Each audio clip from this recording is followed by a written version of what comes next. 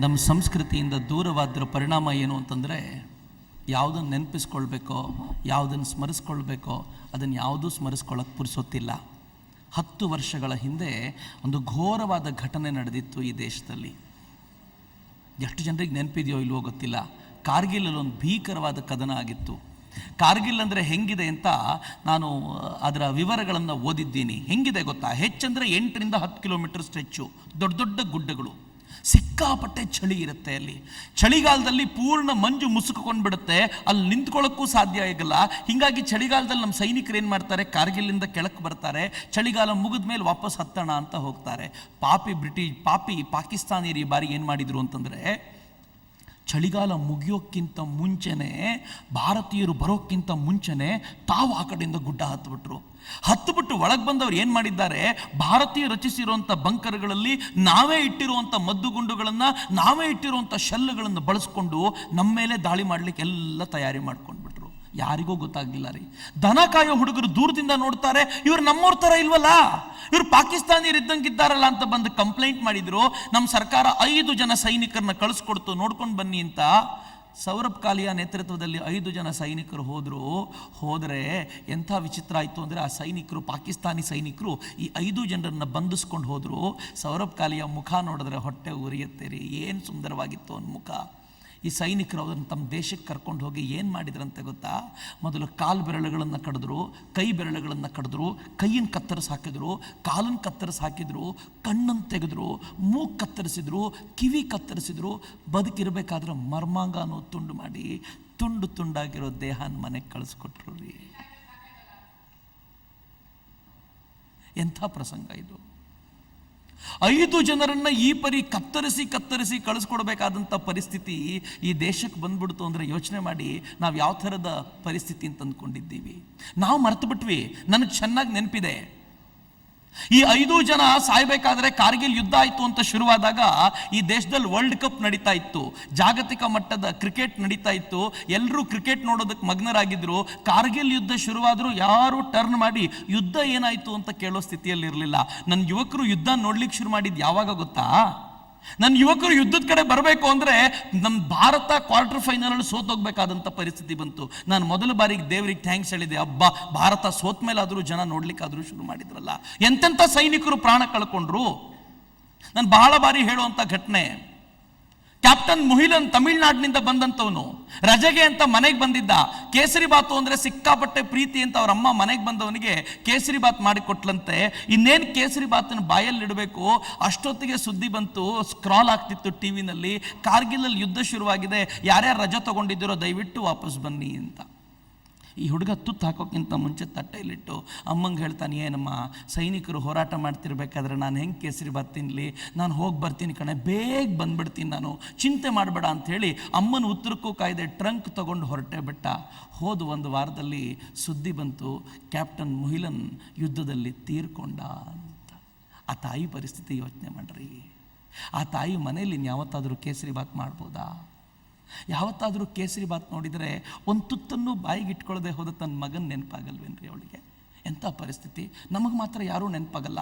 ಈ 10 ವರ್ಷದ ಸಂಭ್ರಮಾಚರಣೆ ಮಾಡಬಾರ್ದು, ಯುದ್ಧ ಗೆದ್ದಿರೋ ಸಂಭ್ರಮಾಚರಣೆ ಮಾಡಬಾರ್ದು ಅಂತ ಒಂದು ಸರ್ಕಾರ ಹೇಳ್ತು. ಯಾಕೆ ಹೇಳ್ತು ಗೊತ್ತಾ? ಈ ಯುದ್ಧ ಗೆದ್ದಿದ್ದು ಯಾವುದೋ ಬೇರೆ ಸರ್ಕಾರ ಇದ್ದಾಗ ಆ ಸರ್ಕಾರಕ್ಕೆಲ್ಲ ಕ್ರೆಡಿಟ್ ಹೋಗ್ಬಿಡುತ್ತೆ, ಹಾಗಾಗಿ ಈ ಸರ್ಕಾರ ಆಚರಣೆ ಮಾಡೋದು ಬೇಡ ಅಂತ. ಏನು ಸ್ಥಿತಿ ರೀ ನಮ್ಮದು! ಎಂತೆಂಥವ್ರು ಹೋರಾಟ ಮಾಡಿದ್ರು ಕಾರ್ಗಿಲ್ಗೋಸ್ಕರ. ಆ ಹೋರಾಟ ಮಾಡಿದ ಸೈನಿಕರನ್ನ ಬಿಡಿ, ನನಗೆ ಅವ್ರ ಹೆಂಡತಿಯರನ್ನ, ಅವ್ರ ತಾಯಂದಿರನ್ನ ನೆನಪಿಸ್ಕೊಂಡ್ರೆ ಗಾಬರಿ ಅನ್ಸುತ್ತೆ.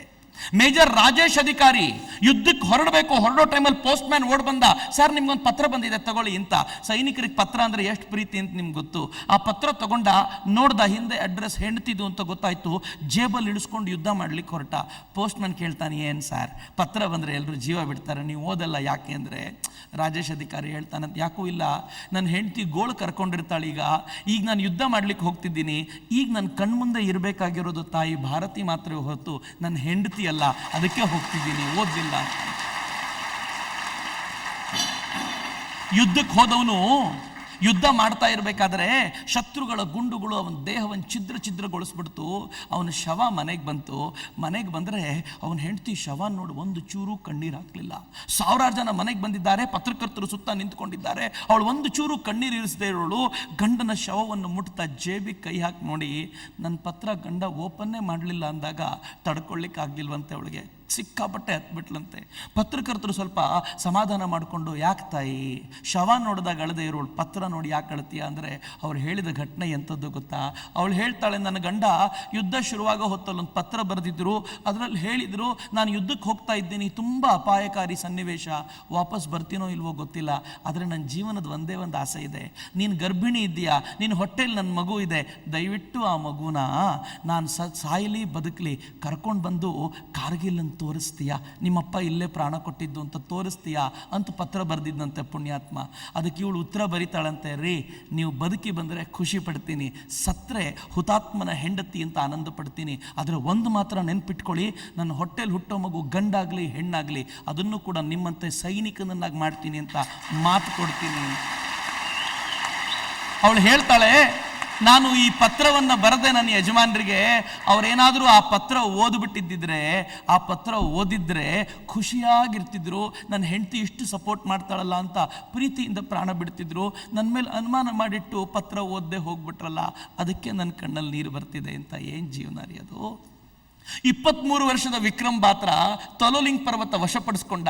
ನನ್ನ ಹತ್ರ ವಿಡಿಯೋ ಕ್ಲಿಪ್ ಇದೆ, ನೀವು NDTV ವಿಡಿಯೋ ಕ್ಲಿಪ್ಪನ್ನು ಯೂಟ್ಯೂಬ್ ಬಳಸೋರಿದ್ರೆ ನೋಡಿದ್ರೆ ಗೊತ್ತಾಗುತ್ತೆ. ವಿಕ್ರಮ್ ಬಾತ್ರಾ ಅವನು ಹೋದ, ತೊಲೋಲಿಂಗ್ ಪರ್ವತ ವಶಪಡಿಸ್ಕೊಂಡು ಕೆಳಗೆ ಬಂದ. ಎಷ್ಟು ಅವನನ್ನ ಸೈನಿಕರು ದ್ವೇಷಿಸ್ತಾ ಇದ್ರು ಅಂತಂದ್ರೆ, ಅವನದೊಂದು ಮಾತಿತ್ತಂತೆ, if you sweat more in peace you bleed less in war. ನೀವು ಶಾಂತಿ ಇದ್ದಾಗ ಹೆಚ್ಚು ಕಷ್ಟಪಟ್ಟರೆ ಯುದ್ಧ ನಡಿಬೇಕಾದ್ರೆ ನಿಮ್ಮ ರಕ್ತ ಕಡಿಮೆ ಹರಿಯುತ್ತೆ ಅಂತ ಒಬ್ಬರನ್ನು ಸುಮ್ಮನಿರ್ಲಿಕ್ಕೆ ಬಿಡ್ತಿರ್ಲಿಲ್ಲ. ಆದರೆ ಯುದ್ಧ ನಡೆಯುವಾಗ ಇವನು ಮಾತ್ರ ಮುಂದಕ್ಕೆ ಹೋದ, ಎಲ್ಲರನ್ನೂ ಹಿಂದಕ್ಕಿಟ್ಟ, ನಾನು ಹಿಂದೆ ಬನ್ನಿ ನಾನು ಮುಂದಕ್ಕೆ ಹೋಗ್ತೀನಿ ಅಂತ. ತೊಲೋಲಿಂಗ್ ಪರ್ವತ ವಶಪಡಿಸ್ಕೊಂಡು ಕೆಳಕ್ಕೆ ಬಂದ. ಸ್ಟಾರ್ ಟಿವಿನವರು ಅವ್ನು ಇಂಟರ್ವ್ಯೂ ಮಾಡಿದ್ರು, ಹೆಂಗೆ ಅನ್ಸುತ್ತೆ, ತೃಪ್ತಿ ಆಯ್ತಾ? ಅವನು ಹೇಳ್ತಾನೆ, ಏನ್ರಿ ತೃಪ್ತಿ, ನನ್ನ ಯುವಕರಿಗೆ ಇವೆಲ್ಲ ಗುಡ್ಡಗಳನ್ನು ವಾಪಸ್ ತಂದ್ಕೊಳ್ಬೇಕು ಅಂತ ಆಸೆ ಇದೆ, ಒಂದು ಪರ್ವತಕ್ಕೆ ತೃಪ್ತಿ ಅಂತಿರಲ್ಲ, ಎದಿಲ್ ಮಾಂಗೆ ಮೋರ್, ಒಂದು ಸಾಕಾಗಲ್ಲ ನನಗೆ ಅಂತಂದ ಪುಣ್ಯಾತ್ಮ. ಟಿವಿ ಇಂಟರ್ವ್ಯೂಲ್ಲಿ ಬಂತು ಅದು.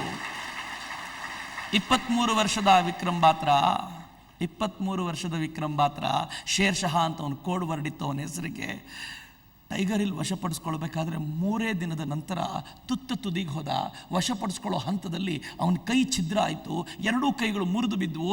ಅಷ್ಟಾದರೂ ಬಿಡದೆ ಎದುರಿಗಿದ್ದ ಸೈನಿಕನನ್ನು ಕೊಂದು ತನ್ನ ಬ್ಯಾಗಲ್ಲಿದ್ದಂಥ ಧ್ವಜವನ್ನು ತೆಗೆದು ಅಲ್ಲಿ ನೆಟ್ಟು ಸೈನಿಕರು ಹೇಳ್ದ, ನಾನು ವಶಪಡಿಸ್ಕೊಂಡಿದ್ದೀನಿ, ಹೇಳಿ ಎಲ್ರಿಗೂ ನಾವು ವಶಪಡಿಸ್ಕೊಂಡಿದ್ದೀವಿ, ನಾವು ಗೆದ್ದಿದ್ದೀವಿ ಅಂತ ಹೇಳ್ತಾ ಆ ಬೆಟ್ಟದ ಮೇಲೆ ಪ್ರಾಣ ಬಿಟ್ಟಲ್ಲ ವಿಕ್ರಮ್ ಬಾತ್ರಾ. ನೆನಪಿಸ್ಕೊಳ್ಳೇ ಇಲ್ವಲ್ರಿ?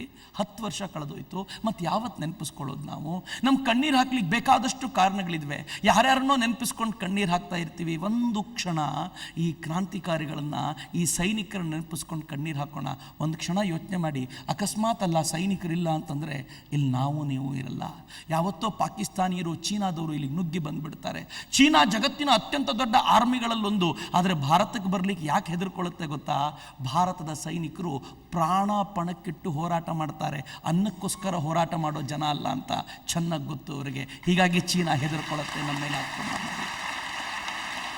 ಆ ಸೈನಿಕರಿಗೆ ನಮ್ಮದೊಂದು ಕಂಬನಿಯ ಶ್ರದ್ಧಾಂಜಲಿ ಸಲ್ಲಿಸಬೇಕು ಅನ್ನೋದೇ ನಮ್ಮ ಜಾಗೋ ಭಾರತ್ನ ಅತ್ಯಂತ ದೊಡ್ಡ ಕೆಲಸ. ಆ ಸೈನಿಕರನ್ನ ಸ್ಮರಿಸ್ಕೊಳ್ಬೇಕು, ಅವರನ್ನು ನೆನಪಿಸ್ಕೊಳ್ಬೇಕು, ಅವರಿಗೊಂದು ಕಣ್ಣೀರು ಹರಿಸ್ಬೇಕು. ಹರಿಲಿ ಬಿಡ್ರಿ, ನಮ್ಮ ಕಂಠ ಇವತ್ತು ಜೋರಾಗಿ ಕೂಗಿದೆ, 2 ಹನಿ ಕಣ್ಣೀರು ಅವರಿಗೋಸ್ಕರ ಹರಿದು ಬಿಡಲಿ, ಯಾತಕ್ಕೂ ನಿಲ್ಲಿಸಬೇಡಿ. ಲತಾ ಮಂಗೇಶ್ಕರ್ ಸುಂದರವಾದ ಒಂದು ಸುಮಧುರವಾದ ಗೀತೆಯನ್ನು ಹೇಳ್ತಾರೆ, ಏ ಮೇರೆ ವತನ್ ಕೆ ಲೋಗೋ ಜರಾ ಆಂಖ್ ಮೇ ಬರಲೋ ಪಾನಿ ಜೋ ಶಹೀದ್ ಹುವೆ ಹೇ ಉನ್ಕಿ ಜರಾ ಯಾದ್ ಕರೋ ಕುರ್ಬಾನಿ.